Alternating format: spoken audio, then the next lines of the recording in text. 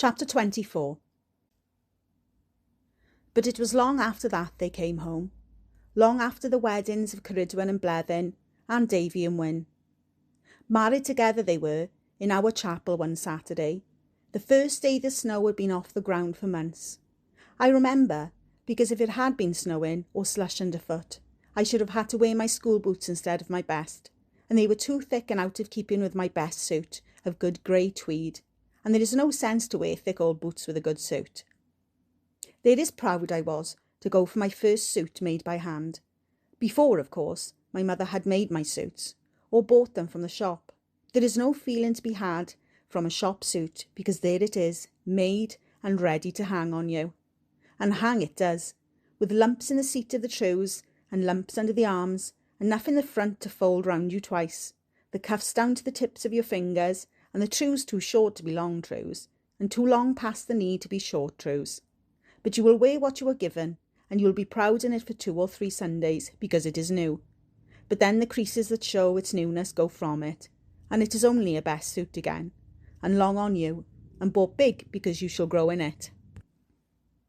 But to have a suit to your measure, with tape and chalk, dear, there is a good feeling indeed. For a long time I had waited to have word from my father to go for my suit, but because Angharad and Iestyn went to London to marry, nothing was done. Then I got the word just before my brother said he would marry Wyn, when Llewellyn married Llewellyn. So that day I ran home from school with a purpose, and straight down to Hoover Williams and old Tom. "Master Morgan for a fit-in?" Hoover said to old Tom as soon as I was through the door. "Yes, yes," old Tom said, and stitched faster to finish a little piece, and bit the cotton off and stuck the needle in his waistcoat. "Well," said Hoover, with sweetness, and his little shoe buttons fast on the big brass iron. "Shall we have your bottom from the board, and a piece of chalk with you, if you please?" "Gracious goodness," said old Tom, with a start of temper, and rolling over to come up on his hands and knees with grunts and stiffness. "Am I fast on a winding wheel to come up with a bump every time some old fool is doing a bit of shouting then?"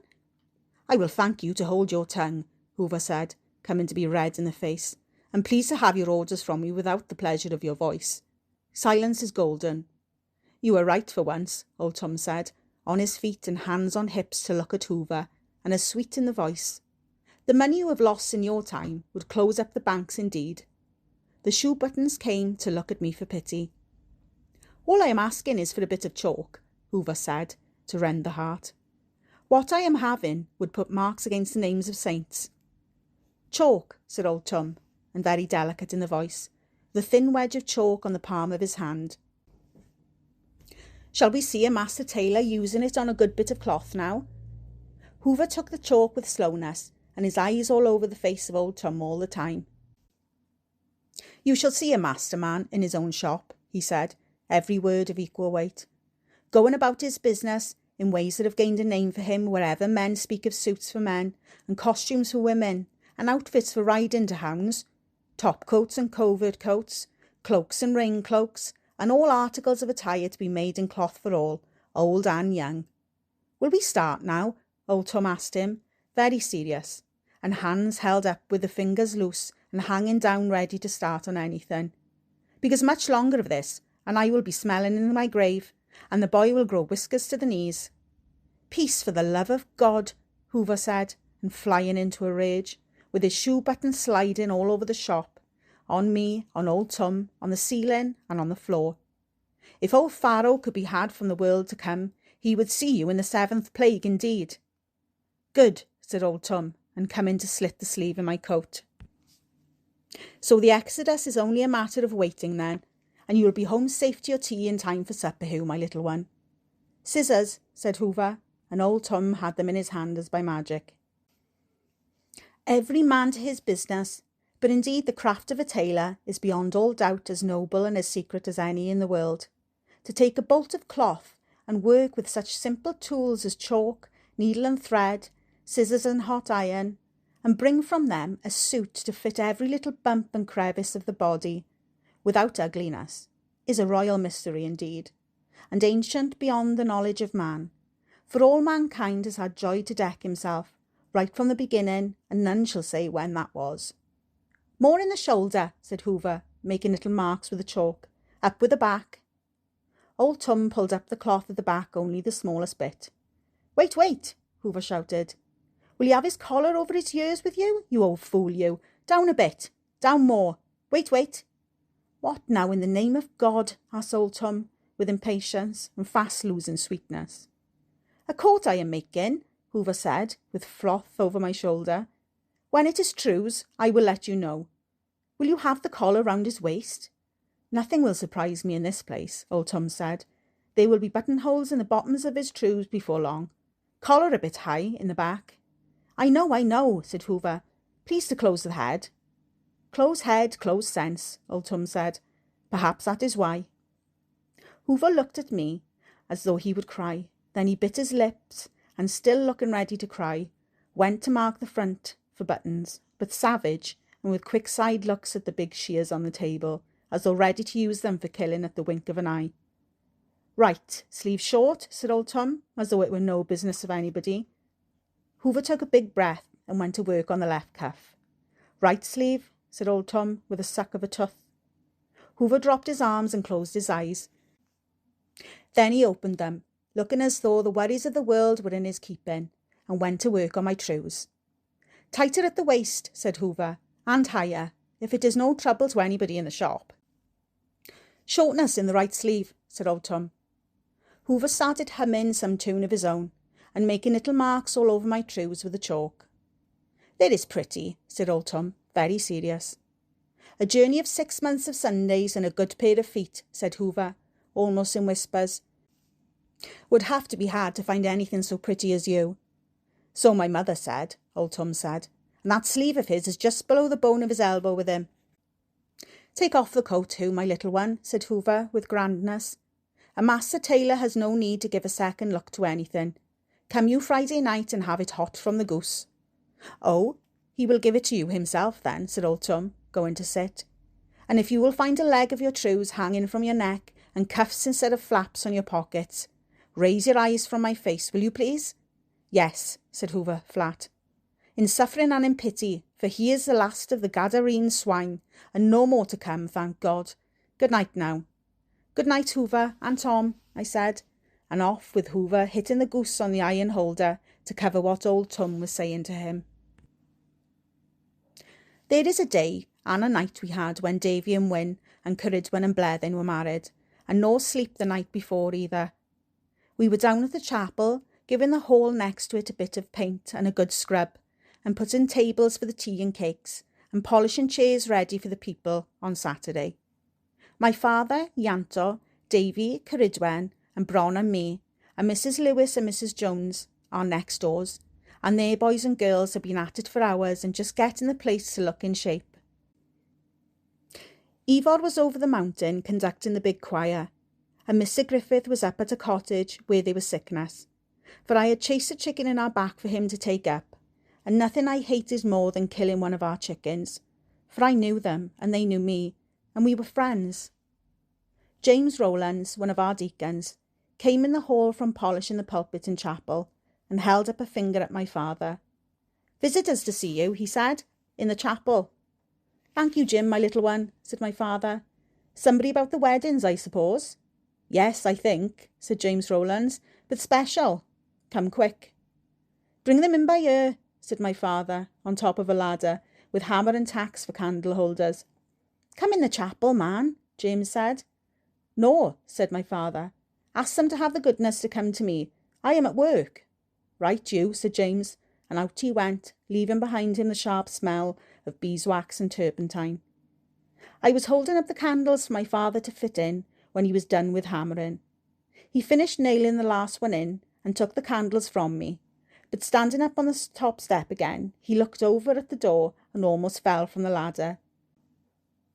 A look as though witches had come to dance came to his face, and the candles dropped from his hand, missing Bron by a hair, plump into the bucket to make a splash and puddle to the floor, and Owen and Gwyll were running up to us, laughing with their arms wide. Owen, my father shouted, Gwylym, my little one, oh, my sons. Down the ladder he came, with such a run that it fell from under him, but he jumped and landed and ran forward to meet them. Dada, Owen said, there is good. How is Mamma? Gwilym said. Bron, there is good you are looking, girl. Who, said Owen with smiles, you have grown a good 4 inches. Long trews I am having, I said. Tomorrow. We have finished here, said my father. Come, my sons. Home to your mother. She has waited long for this moment. Who? See you all is well before to leave. Yes, Dada, I said. So I helped Bron to do all that was wanted, and lock up and went up the hill to have a cup of tea with her, for we had missed tea to work, and halfway up we met Mr. Griffith coming down, walking slowly with his hat tipped over his eyes and his hands deep in the pockets of his short coat. Owen and Gwyll are back, excuse me, sir, I said, when we came back together. Back, said Mr. Griffith. Who? Owen and Gwyll, I said. Now just. Good, he said. A happy night for your good mother. I will be glad to meet them tomorrow. Good night, Mrs. Morgan. Good night, my son. Come to the house, Mr. Griffith, Bron said, and looking up at him. I have got shoulder of lamb. I have got work, said Mr. Griffith, and smiling. I must finish the furniture, eh, Hugh? So excuse me. Good night now. Ah, dear, dear, Bronwen said, when we had gone up a little way. Poor Mr. Griffith indeed. Why then? I asked her. Oh, Bronwen said, and took the stone from the door and pushed it shut, for the night was cold. By the time I had lit the lamps, the kettle was jumping, but Bron was still quiet. Why, oh, Bron? I asked her. Is something the matter with Mr. Griffith? If I was single again, Bron said, I think I would try to marry him, shame to me or not. Why? I asked her. Why, Bron said, and laughing. Always why from the old man. Because of the look of him, boy. Well, I said, stupid as a brush. I see nothing wrong with him, Bron. He is the same today as yesterday. Empty he is, boy, Bron said. Empty as a split pea pod, and it will come back on us, you shall see. I remembered the afternoons, the wood, the tools, the footrule, the teas, and the smell of hot glue. Angharad then, I said, is it? Tea, said Bronwen, and no stains on the cloth, if you please. Oh, Hugh, think. Tomorrow I will wear my new costume. There is good. I would go to sleep now and wake in time to put it on. And my long trews too, I said. Yes, Bron said. A man you are now. She was looking at me and smiling the old smile. And yet, while she smiled and I smiled back, her mouth trembled and her smile began to go, and in its going she came to blush, and her eyes changed, and her eyelids flickered shut.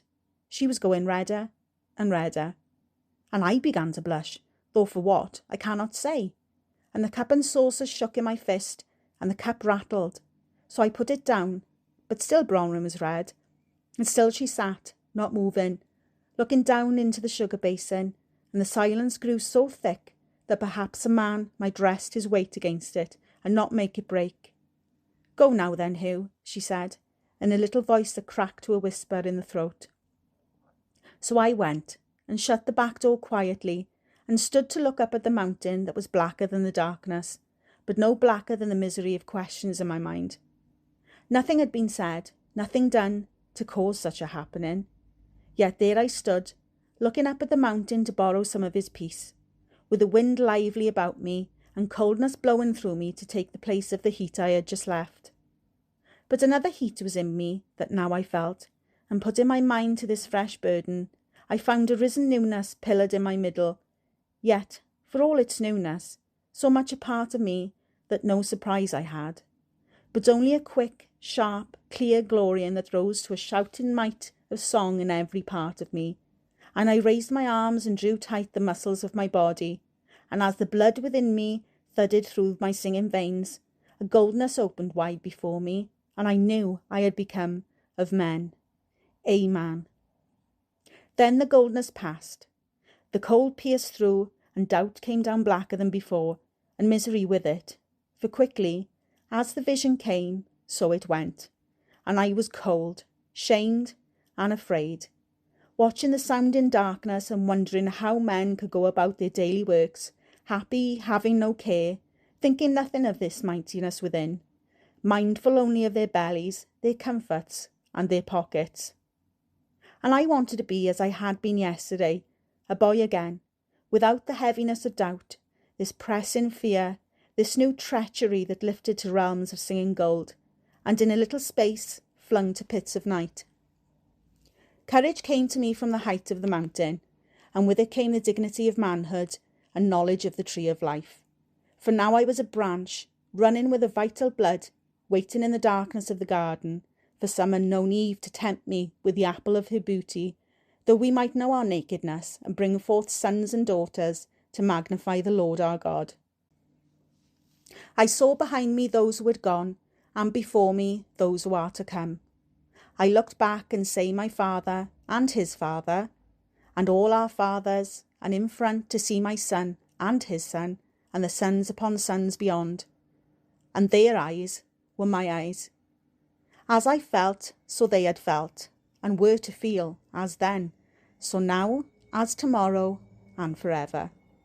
Then I was not afraid, for I was in a long line that had no beginning and no end, and the hand of his father grasped my father's hand, and his hand was in mine, and my unborn son took my right hand, and all, up and down the line that stretched from time that was, to time that is, and is not yet, raised their hands to show the link, and we found that we were one, born of woman, son of man, had in the image, fashioned in the womb by the will of God, the eternal Father.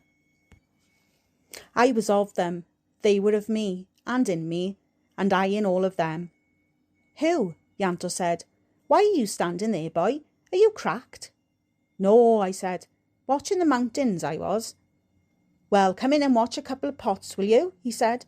The girls have gone from the house, so we will have to do it or go starving. Where is Ceridwen then? I asked him. Getting married tomorrow, Ianto said, and doing a bit of queening in the front room. Mama is in there too with the boys, and Bron has gone to meet Ivor.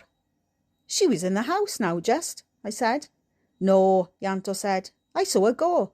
All cloak and heels she was as though Ivor was king of Babylon. So we have got a tidy bit of work in the kitchen as an extra blessing, boy. To hell with the women, never where you want them, or when. So into the kitchen to do some washing up, and put big potatoes in the hot coals with cheese and butter to roast, and make hot a couple of pans for the small fry, and the saucepans for the potch. Then to lay the tables, a job I have never liked. I do like to sit at a table properly laid, for I think the sight of knives and forks in their places, with glasses and the good furniture of eating, gives something more to the appetite, for your fingers have an itch to be using them, and nothing more I hate than a table laid without care. Stains on a cloth or wrinkles, or a knife not in the straight, a fork turned aside, a spoon put the wrong way up, will have my thoughts in a knot until they are put right. But I would rather scrub a floor than lay a table, with a fetch and carry of handfuls of cutlery, and piles of plates and glasses and cruets, and lay in a cloth so that too much is not on one side and too little on the other, and the pulling this way and that until you are ready to roll it into a ball and push it into the fire. For my mother starched her cloths and polished her tables, and laying a cloth became an exercise in patience, almost coming to a waste of time, though worth the trouble when done. Out to the back to mix the potch then. All the vegetables were boiled slowly in their jackets, never allowed to bubble in boiling, for then the goodness is from them, and they are full of water, and a squash, tasteless to the mouth without good smell, an offence to the eye and an insult to the belly. Firm in the hand, skin them clean, and put them in a dish and mash with a heavy fork, with melted butter and the bruisings of mint, potatoes, swedes, carrots, parsnips, turnips, and their tops.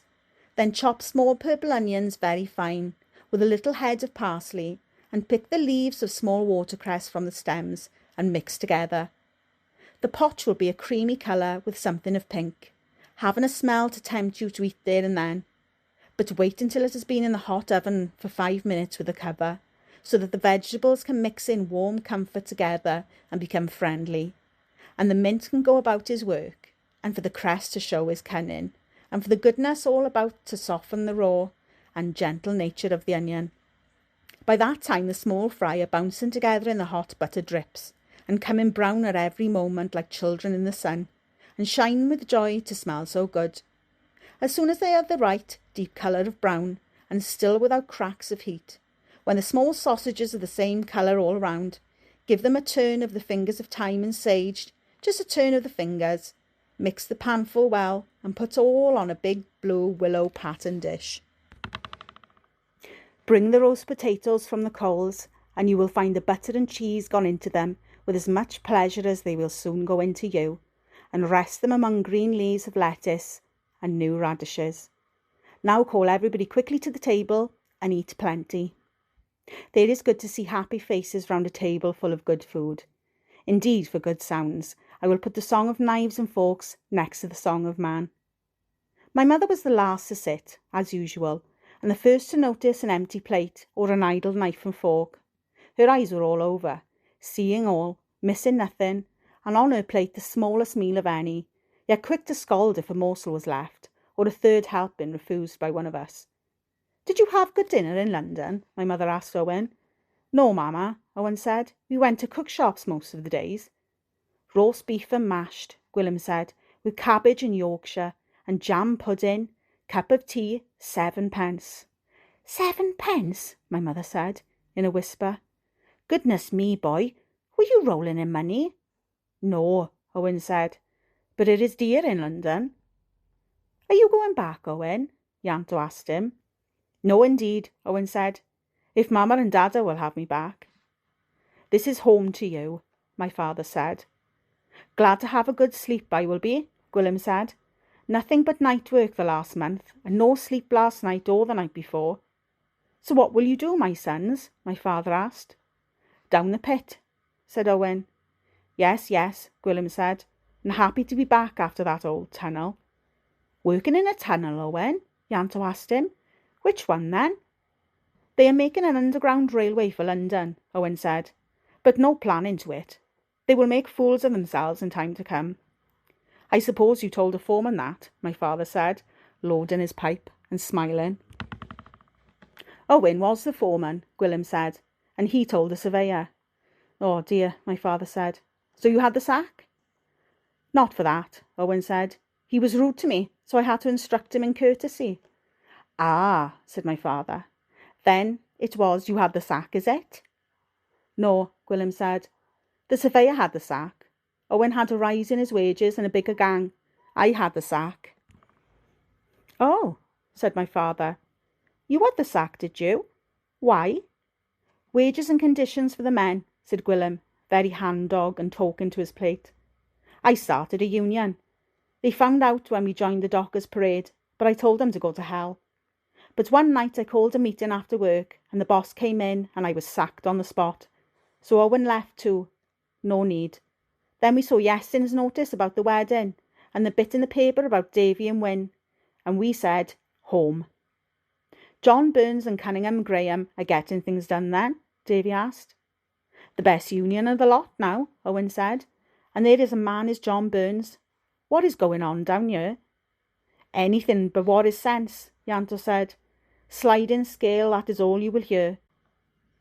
The fools say the sliding scale wages allow them steady work.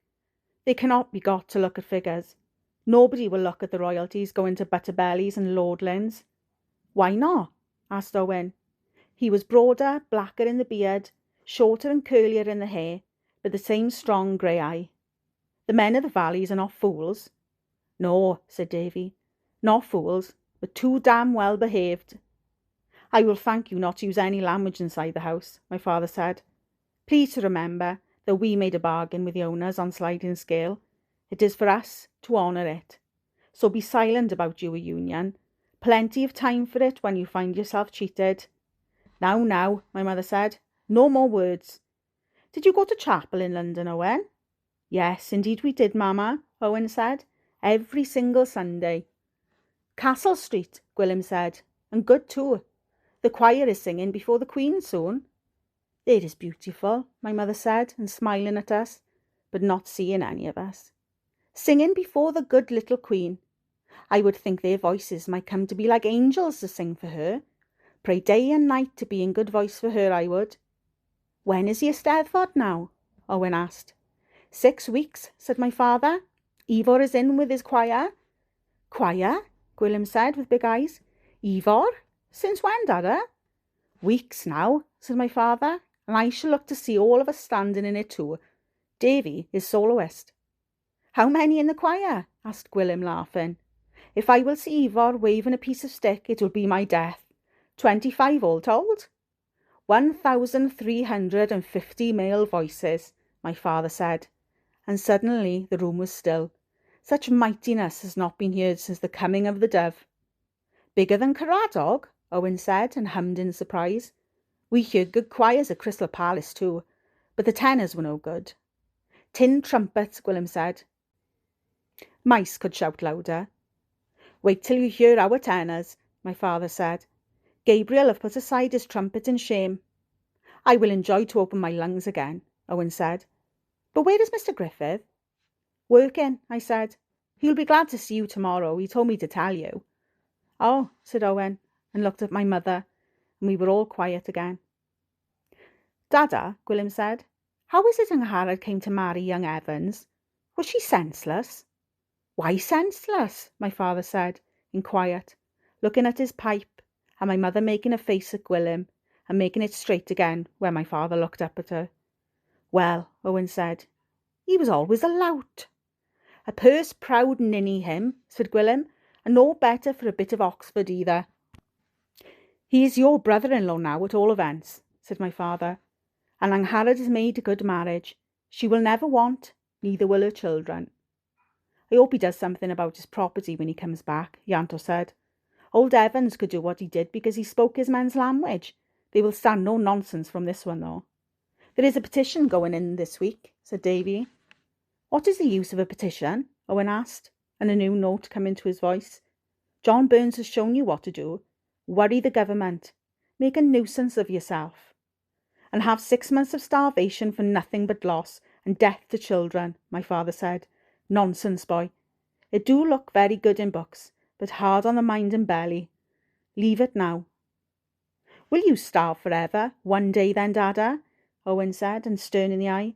Markets are closing every day. Prices are rising. What will you do when they close the pits? I will tell you when there is danger of it, my father said. For the second time, leave it now. Let us sing. I want to hear if London have taken the bells from your voices. So Wyn went to the harp and Ceridwen to the piano, and my mother and father sat in their chairs on each side of the fire, and we all had places about them. And we sang. Then the neighbours began to come in, front and back, and then Ivor and Bron came in, with cheers from everybody, and Owen trying to squeeze the life from her, and Gwilym looking in Ivor's pocket for his baton, and shouting from all for him to conduct us. By that time we were so hot and so close together that there was no room for Wyn to play, so outside we all went, into the street, with chairs and stools. A fine night it was, with the moon pulling silver skirts behind her to brush the top of the mountain, and the wind humble to have our voices and saying only a little bit himself to show he had won still, and the valley waiting quietly for us to fill it with song. Fill it we did, for hours, sitting in the street with all the windows open, and people leaning out to sing, and Ivor conducting from the top of a chair in the middle of the hill. Sometimes you would see a few women go into the house, and a couple of minutes later come out with big teapots and home brewing jugs, and others again would come out with bread and cheese and cake. But the singing never stopped, end one, start the other, till Wyn was coming to have blisters on the fingers from pulling the strings, and Davy took her from the stool and sat with his arms about her on our windowsill, with her head on his shoulder and his coat on her knees. Beautiful is the voice rising to the quiet of night. Nobody now to cough or rattle paper, or come in late and make the noise of the devil with a chair or a dropped umbrella, and put heavy feet on loose boards. Quietness and blueness, and faces in white light where the moon smiles upon them, and darkness that moves where she does not. And in the quiet, oh, hear the sweet, the gentle voice, those pretty sounds of many tones that live in the shivering strings of the harp. Wait now for the slow pluck of deep chords, and feel them fill in your heart, and bring yourself to be ready against the coming of the swift, strong, mountain, chanting melody that brings fire to the blood, and a command to raise up the voice that shall not be denied, and sing, hearing about you the sharp edge of clean note struck in that moment when fingers touched the single string, and the baton arm flew down. Hear you, then, the voice of your brothers and sisters, deep as the seas and timeless, as restless and as fierce. Tenors spear the clouds with blades that had their keenness from the silversmiths of heaven. Baritones pour gold, and royal contralto mounts to reach the lowest note of garlanded soprano. And under all, basso profundo bends his mighty back to carry all wherever melody shall take them. Sing then, Son of Man, and know that in your voice Almighty God may find his dearest pleasure. I felt Bronwyn looking at me a couple of times outside there, but when I looked at her, even though I looked quickly, she always looked away, and never once did she smile. But when I went in the house to help my mother with the teapots, I went to the cupboard and took out her cup and saucer and filled it to take to her, first of all. "Tea, Bron," I said. "Oh, who?" she said, but in the voice of a stranger. "There is a good boy you are. Dying I am for this." "What is the matter, Bron?" I asked her in a whisper, and thankful for the singing all around us. "Did I say something or do anything tonight?" She was in darkness, and the cup was big, covering her face, but I saw the moon put her finger on a tear, and then she turned away from me. "Tomorrow, Hugh," she said in her own voice. "It was nothing." But again I felt the foolish newness busy within me, and I went from there, and did the work of two among the teapots, and helped with the little pleasant kindnesses that my mother was busy to do, of cutting bread and butter and spreading milk cheese, for old ladies with few teeth, and a hot poker with honey, in home-brewed beer, for old Mr. Jones who wanted to sing but felt the cold, yet could not be pushed to go to his bed. Most of the men on the hill had a bit of sleeping chairs till early morning, but I went up the mountain with the Anto for mushrooms, and took a basketful back, with flowers for Ceridwen and Wyn, and some for my mother and Bron.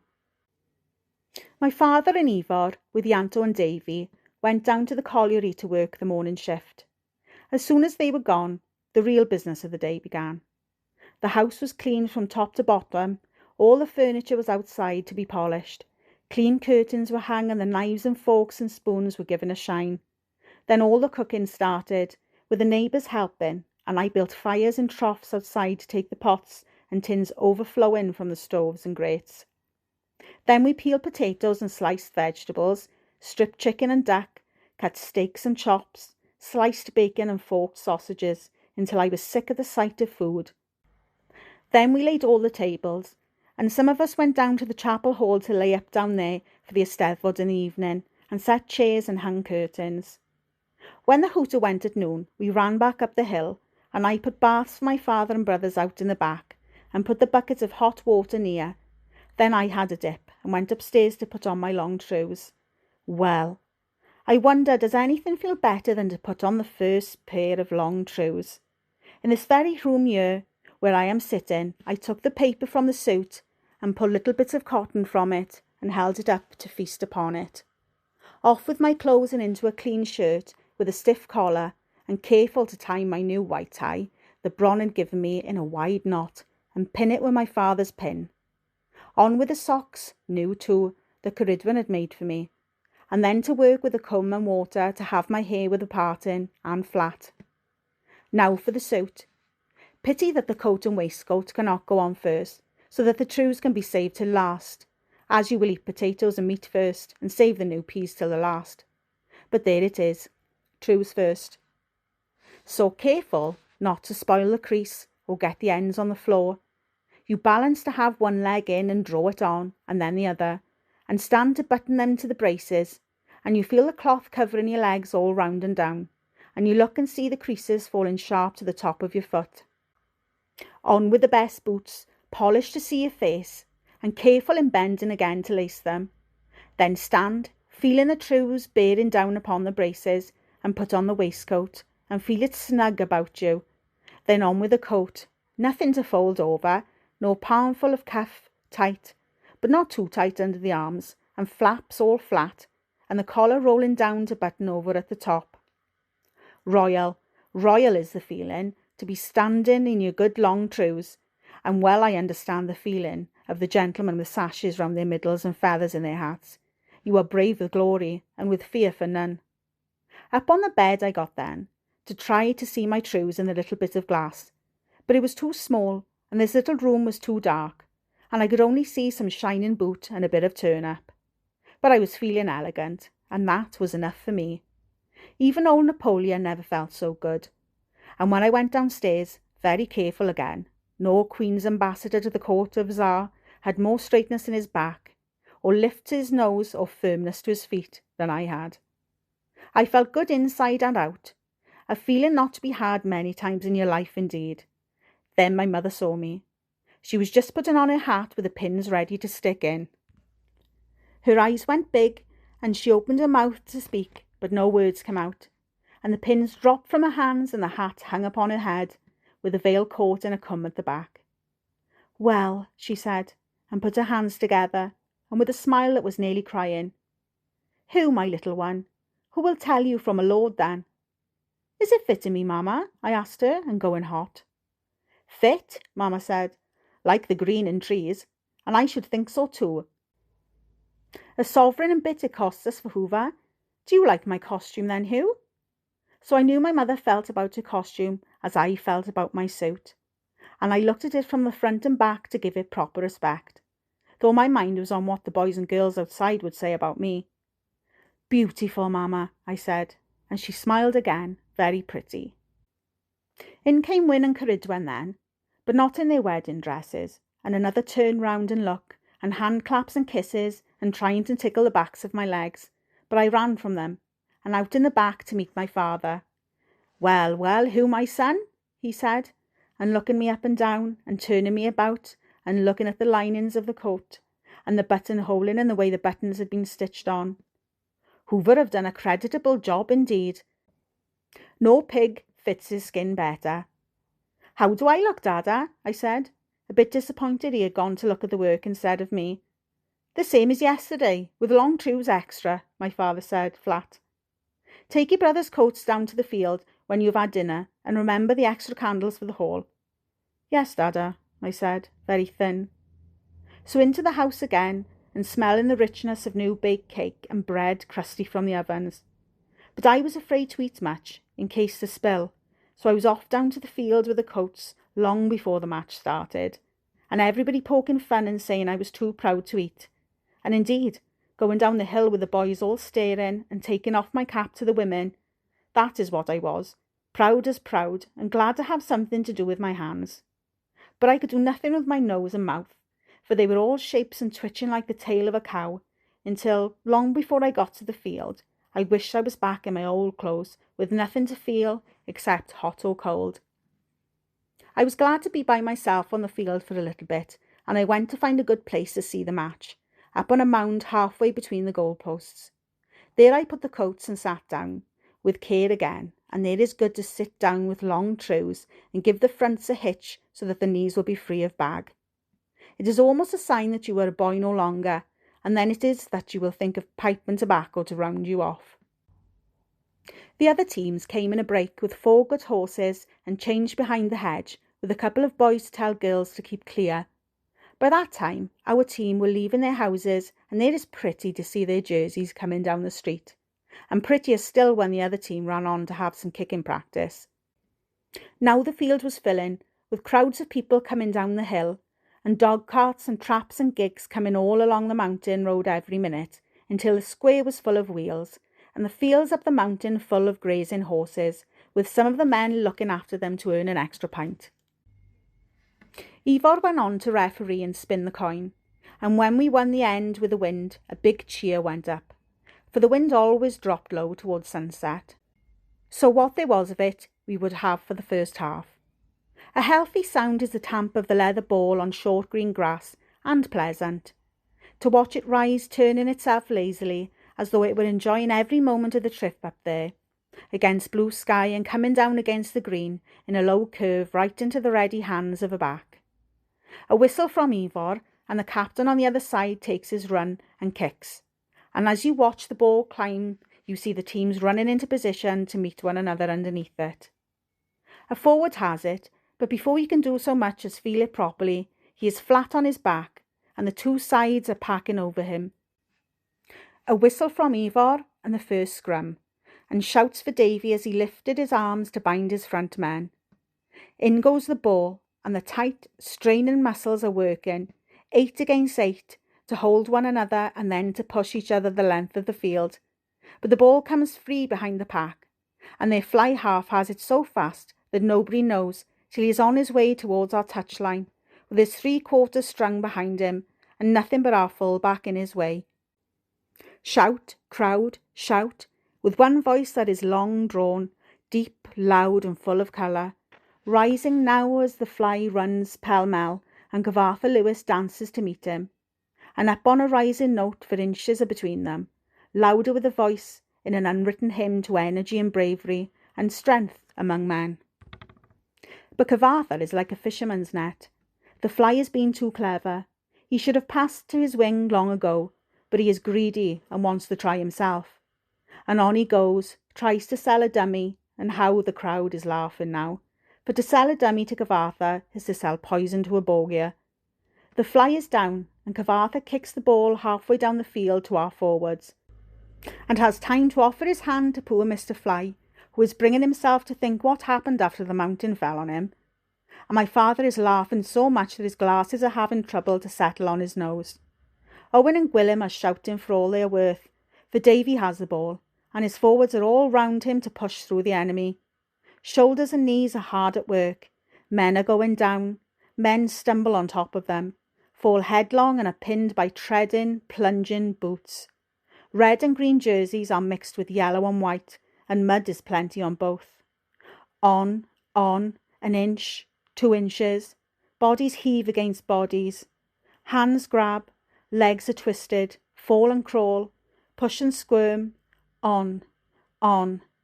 There are the white posts above you, but red and green jerseys hide the line and form a wall that never shows a gap. On. Yellow and white. Pack up behind and keep close. Pull the ball into the belly and shield it with your arms. Down with your head, more shoulder from the pack. Keep closer at the sides. Push now. Push. A red and green down in front. Another who carries away a third. Another push now, and the ball is slipping from him. A hand has come from the press below and grasps with the strength of the drowning, but a wriggle to the side and a butt with the hip loosens it, and on, 1/2 inch more, with an ankle tight in the fist of red and green, who lies beneath 2 yellow and white, and only enough of sense and breath to hang on. Down with the ball now, full flat, with 8 or 9 on top of you, and there is the whistle. The ball rests an inch over the line. Then see the hats and caps go into the air, and hear a shouting that brings all the women to the doors up and down the hill, and some to lean from the back windows.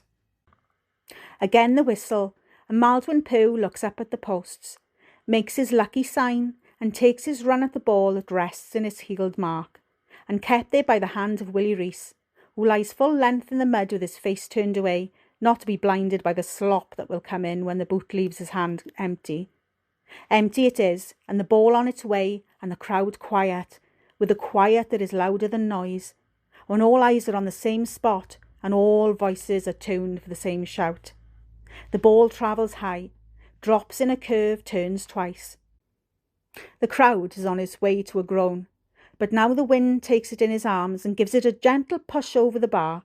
No need for it, but sometimes the wind is a friend, and there it is. We are a try and a goal, 5 points to the good. Red and green kicked the ball down to the line, and as I watched it, I saw a handkerchief waving below there, and looked, and Cynwyn Phillips was looking at me, and her teeth big and white and her eyes nearly closed, laughing red with red and green ribbon in her hair, and a big bunch of red and green ribbon in her cloak, and her hair the colour of new hay long about her. She came running toward me, and I was in a mind to run away from her, for I had no wish to be seen with a girl, and I knew that my brothers would have plenty to say if they saw us together. But she was too close to me now, and nothing to do but smile and try to look as though I was glad she had seen me, instead of wishing her in the deserts of Egypt. "Who?" she said, trying to hold her chest from troubling. "There is glad I am I came. My father and Mervyn brought me. There is a good team you have got. They say your brother will be in the international match this year. Too early yet, I said, knowing she was speaking only for the sake. But he is playing well today indeed. It is beautiful you look in your long trews, she said. I was looking and looking.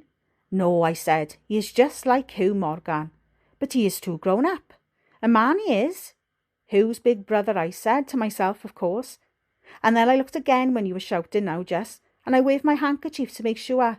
There is funny. Yes, I said, I'm blushing, and my hand's in the way again, and hoping there would be enough in the game to keep my brothers busy on it, and not on me. There is hot I am, Kyneman said, and blowing. Is there a drop of water to be had? Plenty up at the houses, I said. Hit on the door and ask. I am a stranger, she said, and pity come in to make soft her eyes. And perhaps I might meet a man too. Mervyn will take you, I said, pretending to watch the game, but watching my brothers from the sides of my eyes to see if they were turning round. He wants to see the match, she said. I asked him, but he was nasty to me, and I am ready to drop, so dry I am. Drinking is bad for you when you are hot, I said. Chew a bit of grass, girl. Am I an old sheep to chew grass? Kyneman said. A drink I want, to take the cracks from my tongue. 3 hours it took to come here, and no dinner before it either. Oh, Hugh, give me a little drink of water, is it? A man made of thick iron would have to melt like a candle to hear a woman in that voice, so small, so high in the throat, with something of a baby, and yet all of woman. But I was afraid to be seen with her, for I was bound to have a roasting from the family, and my brothers would make life so hot to make of hell a bliss. Look, I said, I've got my brother's coats by her. I will ask one of my other brothers to look after them, and while I am doing that, you go on over to the bridge beyond the 3 bells, and I will catch up, is it? Where is the 3 bells? She asked me, helpless again. Oh, to the devil, girl, I said. Through the hedge and along the street to the right. Go now. I know, she said, and pulling a good pout. You were afraid to be seen with me. I will cry then. So out came a handkerchief, and indeed, she started to cry among all those people who knew me, and loud too, with plenty of spit in the sobs. Hish, girl, hish, I said, ready to kill her if only to stop her from making a noise. Will you have everybody to see you now? I want a drink of water, she was saying, through breaths and sniffs and gulps. There is cruel you are.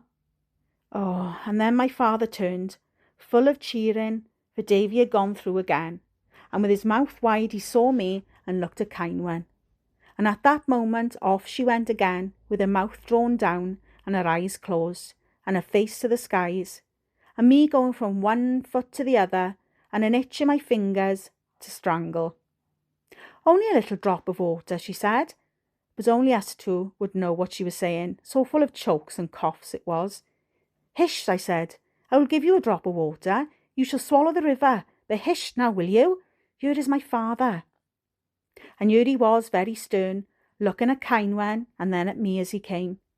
And my brothers turning to see where he was going, and more people turning to see what they were looking at, and then a crowd looking, and some of them coming closer, and Kyneman having lovely times, and going off into a high pitch of mourning with sniffs and to spare. Good God, my father said, what have you done then? Nothing, Dada, I said. She only asked for a drink of water. Drink of water, my father said. Will you lie to me? He looked at Kyneman and put his arm about her. There, he said. Come on now then, tell me what he did. I want a drink of water, she said, with her head on his shoulder and her fist fast on his collar. No dinner I had, and 3 hours to get you, and so hot. I asked him, but he said to chew grass. Well, goodness gracious, boy, my father said. Are you mad? Will you refuse a girl what you would be in a rush to do for a dog? I had the coats to mind, Dada, I said, in the voice of a small fly. Coats, coats, coats, he said, and to burn the skin. Have you got a tongue to ask one of us? Go now, and take the young thing up to the house, and ask your good mother to give her all she wants, and quick. The girl will go from here thinking we are all savages indeed. Go, boy. Yes, Dada, I said. Come on, Kyneman. Kyneman, my father said. Do you know her name then? Yes, Dada, I said. She is in my school. And you let the girl perish for a drop of water? my father said, and in such anger and surprise that there was little voice left in him. Well, devil throw smoke, I am in a good mind to tear that suit from your back, you rascal you. You deserve the treatment of a bully. Wait till your mother hears of this. Go from my sight. I walked from there like a mongrel with my eyes on the grass, passing all the people who were looking at me, as though I had no notion they were there, and stepping up little longer than Cymwen, so she had to run to catch up. Outside the field I stopped to wipe my forehead, and a dull feeling was in me that made me careless of what else might happen, even if the sun fell in chips in the middle of the street. There is a bitch you are, I said to her. She looked at me with a bit of a frown, and her eyes catching the sun with flecks of pale light coming and going, and her lashes still stuck together with tears, and she started to laugh. In the eyes at first, to make you think she was going to cry more. Then all together, loud, with almost as many tears as her crying, and stuffing the handkerchief into her mouth and pulling the cloak about her face, leaning against the wall for weakness. Your face, she was saying. If you could see your face now just. Oh, Hugh, there is sorry I am you had trouble. Shut up, I said. I've got some more to come next time my father sees me. Never mind my brothers. Why did you cry? You could have had your old water. I was only acting, she said. Not crying I was. Acting. Was I good? I looked at her and tried to see inside her, but it was like trying to look through a wane full of corn, with bits sticking in your face and the ends tickling your ears, and a weight on top of you and whispering all about you. Her eyes were full of many lights, greys and blacks and perhaps blues, but so quick to come and sudden to go, you would have never been certain which you saw, or if you saw them at all. And as you looked, a dead feeling of weight and closeness pressed upon you, and your eyes would slip down to her mouth, and as you watched, you saw it moving within itself, crinkled, pink, and the tops of her teeth just showing, and the tip of her tongue riding them. Then the soft pockets at the sides of her mouth would move upwards, and the crinkles would be gone, and the teeth would show and the tongue slip out, palely, shining, a narrow fatness spreading a wet polish, and going back to rest in comfort upon the tops of her teeth. Up again with the eyes, past tight-shut nostrils that widen as you look, up the straightness of nose to her eyes again. And more lights have come into them, with something of that mist that you will see over the heat of the fire, when all things are seen as though they moved under water. This with the wind putting his fingers into her hair and pulling, and throwing up and catching, to let fall again. Was I, Hugh? She asked me in whispers. Let us go to the house for water, I said, and turned from her going quick up the hill, and glad to have cold wind in my face and ordinary things to look at. My mother said nothing when I told her what my father had said, but she looked at Cymwen with that little look that seemed to last for hours, and yet was only a little look, and she nodded when Cymwen dropped an E, but no smile from her. If it is said that a girl is a small eater, perhaps Miss Cymwen Phillips was left out of the reckoning. I am the last to wish her any a small appetite, for good food deserves stern treatment, and nothing is better than to see plates coming empty and the clock taking the minutes and no notice taken of either. But Cymwen, well, who is this old girl you have brought to the house, Hugh? My mother asked me, and cutting a thick piece of ham jelly pie. Is she eating for the winter to come? Well, mamma, I said, and feeling disgraced. She is a big girl, I suppose. Big girl, my mother said. Heard it all. Greedy she is, Bron said. Did you see the way she had my apple pie? She said it was too good to leave, I said. She was eating too fast to taste, said Bron. You take her wherever you found her after this, and leave her. It will be hours before she will have her feet in comfort, so there's no danger to you. And come you home straight, is it? Yes, Bron, I said, and went out to stand by Cymwen. Oh, Hugh, she said, and holding herself, there is good. I will eat till my skin bursts. Water it was you wanted, I said. Cymwen was rolling in comfort, taking crumbs from round her mouth with stretched tongue. I am fat with goodness, she said. I will go and say thank you to your mamma, and I will ask her to come to us when she wants, is it? Then we will go back. So she went inside to my mother, and I collected the empty dishes and set clean ones, and wiped the crumbs from her plate. Well, she said, when she came out, so there will be 2 weddings here today, then? Yes, I said, but you will be far from both. I've just been invited, she said, and doing her hair at the back. I'm going to wash dishes for a bit, so I will come back with you and see my dada, and then come back, is it? So back we went to the field, but I was out of patience with her, and in no mind to watch the game because of it, so I was glad when the whistle went. Mr. Phillips went up to the house with her, and Mervyn went for the horse and trap to take it nearer to our back. I went to the chapel hall and put everything ready, happy to be by myself and walking my long trews up and down the wooden floor. I heard the wedding party come down and go into the chapel, and the murmur of the crowds outside when the singing, the laughing, the praise, and more singing, with the crowd coming more and more noisy, and deacons going out to them to ask for quiet and telling them to feel shame. Glad I am they're all strangers out there, James Rowland said to me when he came in and bolted the door. If they belonged to our valley, I would be ready to go to my grave for disgrace. Such conduct indeed, while two are being joined in sight of God. How long now, Mr. Rowlands? I asked him. Not long, my little one, he said. They were beyond better or worse when I came from there. Two better couples I have never seen. Me and your poor father have not stopped to cry. Beautiful indeed.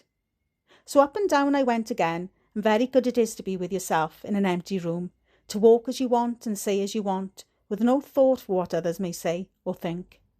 The singing of the last hymn came through the noise outside, and the crowd heard and joined in.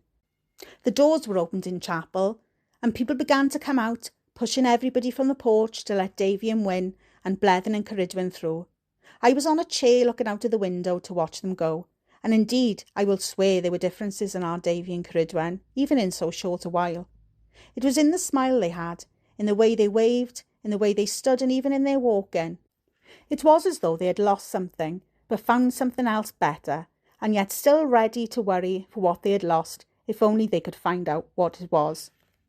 Thomas the carrier took them up the hill in carriages with flowers and ribbons, and all the people in front pulling them with ropes, or crowding about and behind them, throwing flowers, singing different songs in any key to hand, shouting and jumping up to try and catch a look from Davy, and people leaning far out of bedroom windows to shout and wave and throw more flowers and fling toffees at the crowd under them, and the sun beginning to think of bed, in his light going, and a fine dust rising from the road and powdering overhead.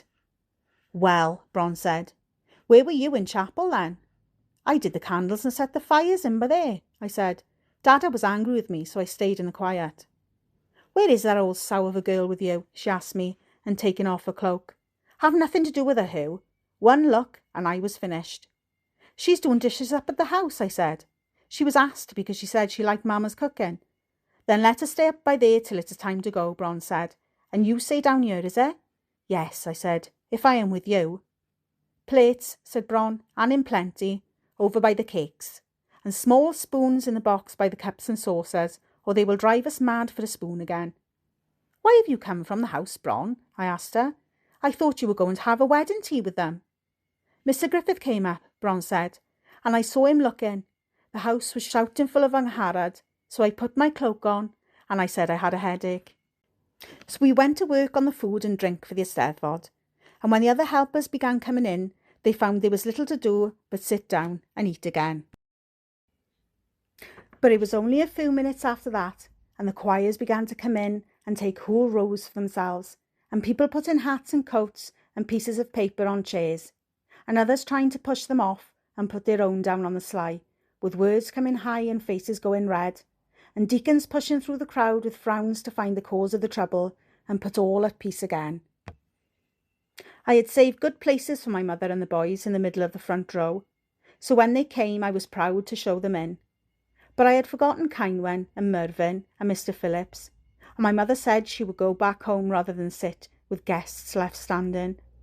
So Llewellyn gave his seat to Mr. Phillips, and Mervyn sat on a couple of coats on the floor between his father and Owen, and my mother told me to take Ceinwen behind the tables to Bron and do a bit of helping.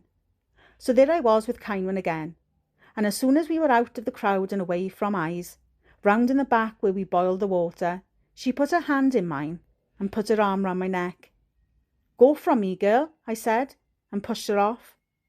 Be sweethearts, Hugh, she said, with pity and soft. Your brother and sister are married, see, and everybody happy excepting only us two. Nobody we have got, only an old father and mother and brothers. Be sweethearts, Hugh, Then we will have somebody. There is lovely. No, I said. Soft, that is. Who, she said, and put her arm round my neck again and kissed me. My mother kissed with dryness, a touching upon the cheek or forehead, an assurance that we were her own. Bron kissed softer, with more crispness and with a little sound in it, but always upon the cheek. My aunts kissed as hens take bits from the ground, but Ceinwen kissed. The softness of her mouth was a glory of surprise, and cool, not even warm, with an easiness of moisture, and the tip of her tongue making play in idle strolling, lazily and yet full of life, and her weight lying heavily upon me, her hair falling about our faces, shutting out the light, and all other smells save that of her. That was the perfume of the broad, sweet lands of the living flesh that rose from her, and covered her about and followed her as she walked. Then my mouth was cold, empty, and she was looking down at me. "How many girls have you kissed before?" she asked me, as she would ask to pass lettuce. "None," I said, and going cold to go from her. "Go on, boy," she said, and giving me a push. "There is an old liar you are." "The water is boiling," I said, and pulling off the pots from the grids, and glad of plenty to do. "Go and tell Bron to have the tea ready." "Are we sweethearts too?" she asked me, in a high little voice, and her hands busy with ribbons on the front of her dress. "No," I said. "Go from here." "I will come for you again," she said, and meant, and went. All through the evening and into the late of night, the singing went on, with children first, then boys and girls, then the men and women, and after the choirs. And all the time we were working to make tea and serve food, until it seemed that all the world had come to eat and drink and sing. Only when the candles began to go and the lamps had to be trimmed did people begin to put on coats and nod to one another and look for children and send somebody to harness the horse and start to shake hands with everybody. Of course my mother and father were in the middle of a crowd, and another hour for saying goodbye, even though everybody knew they would see them in chapel next morning. But thanks had to be said, though they might wait till the morning, with still 20 miles to go behind the horse. I went up to the field for Mr. Phillips's mare, breathing deep of the cold darkness, glad to be free of the noise and closeness and heat of people. But when I undid the shackle and started to lead her away, I heard Ceinwen calling me from the bottom of the field, and stopped, hoping she would miss me in the darkness and go away. But she came slowly toward me, not calling now, but singing, softly, "David of the White Rock," in contralto, deep, clear, and the wind bringing it to me as though he liked it and wanted me to hear. "Who?" she said, only a little way off and stopping, with no more of the song. "Your father is waiting," I said, and went on down. She came on my other side and put an arm about my neck, leaning upon me and pulling me to walk slower. "Put your arm about me, Hugh," she said into my ear. "Go on, girl," I said, "there is soft you are. Put my arm, indeed, like a couple of fools." I wonder what is it that makes us speak so foolishly, and with so much hurt to those who would confer an honour or do us a pleasure, if, perhaps, we think such honour or pleasure will cause the censure of others, or disturb that shifty creature called conscience. Yet conscience is a nobleman, the best in us, and a friend. I knew I wanted to put an arm about Ceinwen, and I knew that I was in heats to kiss her again. But the stupid spirit was in me to deny both, and in the denial to hurt her, as though that hurt would do some good to me, and precious conscience. I was kept from telling truth, and putting my arm about her with pleasure and a smile, and kissing her with willingness to enjoy, even though we were on a mountainside, in darkness, and as good as from by there to the moon, away from all created tongues and eyes, and the acid of one, and the pricks of the other, and the malice and ignorance of both. But the knowledge of them and their hurts made for fear, and made me a liar in truth, in spirit and in feeling, and I was dumb as a lout. "Oh, Hugh," Ceinwen said, and pulled me to stop and stamped her foot. "I like to kiss. I want to kiss." "Shut up, girl," I said, in discomfort, knowing well how I felt, and envious of her truthfulness and shamed because of it. but still unwilling to come to the front in case she poked fun, and in case we were late and my father asked questions, but mostly because I wanted to feel better, with less on the conscience than she. We looked at one another for a minute, both of us in black shadow, able to see nothing, only a black shape. Then she put an arm about me and held tight, and pulled me to her and kissed me. But this time her teeth bit through both my lips, and the pain made me struggle, trying to shout, but only a sound from the throat, and blood running warm and smooth and salt into my mouth. "Now," she said, breathless, and putting me away. "Next time, kiss, and no nonsense. Good night now." So I watched her run, and sucked at my lips and climbed on the mare's back, and rode down, laughing all the way, though for what, I cannot tell. Funny it was to see her coolness when she said good night to us in the square, and her straight back and empty eyes, and the smile on the folded hands, and the bend of head when her father cracked the whip, and they started for home. She even made a little frown to Mervyn because he shouted to me, Dear, women." But we help. Yes, indeed, we help. We only say we cannot understand them when we cannot understand our craven selves, cannot release ourselves from fear that ours is the first blame, cannot assume and hold our position as men, and must for shame load them with the onus of the prime move in order that we may partake of the sin, and to hell with that word too, and so assuage our delicate moral sense with nonsense about temptation and Eve and the frailness of mortal man. The truth is not in us, neither do we look for it, and we are cowards and not men. In the days of King Arthur, a man would fight to the death in honour of a woman, but in these days, those who will call themselves men will cower, even in their thoughts, at the prospect of having to reckon with the eyes and tongues of those warty bawds and pussy sluts who peddle oral filth. Gossip. Hear it all. Gossip. Hear the sound of it. Many a better noise has come from the back. May all such end their days soonest with cancers of the misused tongue and all the vitals, and perish with the special torments of the damned, and pass without hurry into hell, and lie upon the hottest grid through all eternity, with water only an inch beyond reach, and the green pastures of paradise always clear in their sight. I have no love for the gossips. It was gossip that sent Mr. Griffith from us, and gave me his gold watch, though I have never been able to look at it without thinking of the nagging evil that piles lies on lies with every second it marks. Davy had shouldered his son, and Ceridwen had taught her twins to walk before Angharad came home again.